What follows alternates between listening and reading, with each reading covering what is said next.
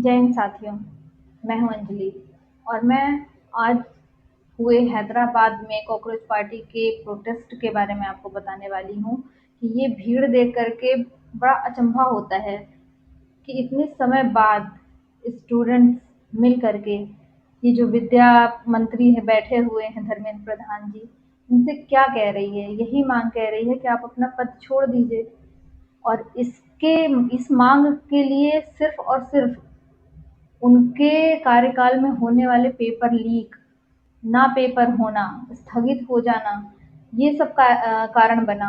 वरना हमें धर्मेंद्र प्रधान जी से कोई प्रॉब्लम नहीं है। बस जनता या स्टूडेंट यही चाहता है कि जो भी पेपर होता है वो फेयर तरीके से हो, क्योंकि उनकी सालों की मेहनत होती है।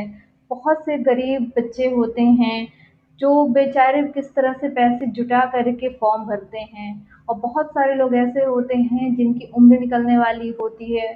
तो ऐसी बहुत सारी परेशानियों के साथ स्टूडेंट एग्ज़ाम देने जाता है और वहाँ पर जब ऐसी घटनाएँ घट जाती हैं, तो वो कितना ज़्यादा हताश हो जाते हैं। ये हमारे देश के एजुकेशन मिनिस्टर को समझना चाहिए।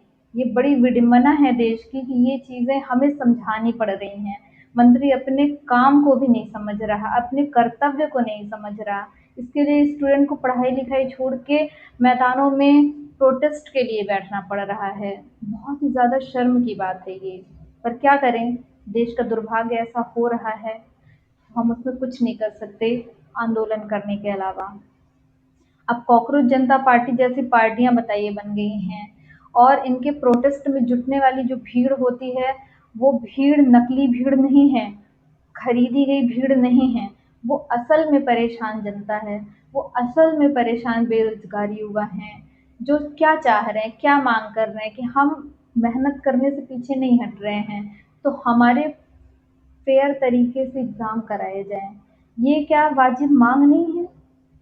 ये क्या हमारे देश के शिक्षा मंत्री नहीं दे सकते हैं? क्या एक फेयर एग्ज़ाम, फेयर परीक्षा क्यों नहीं हो सकती है हमारे देश में?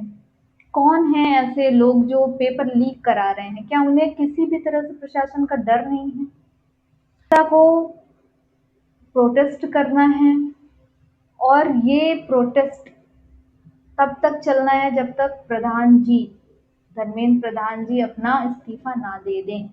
उनके इस्तीफे से हमें कोई लेना देना नहीं है, ना उनसे किसी की कोई जाति दुश्मनी है।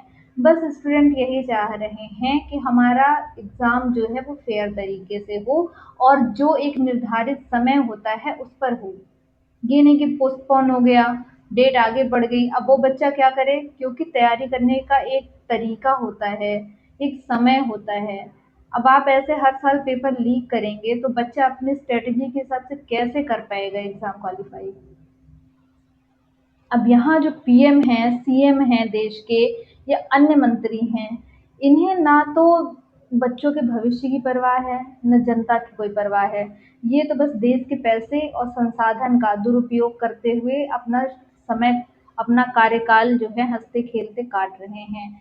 सबसे ज़्यादा परेशान हो रहा है देश का युवा, देश की जनता जो कि भोली-भाली है, इनकी बातों में आ जाती है।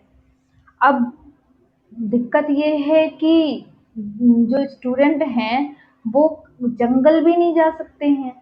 भाई कहते हैं ना कि ठीक है पढ़ाई लिखाई छोड़ के क्या करोगे, जंगल जाओगे? तो इन्होंने, सरकार ने तो विकल्प भी नहीं छोड़ा जंगल जाने का, उसे भी तहस नहस कर दिया, काट डाला है।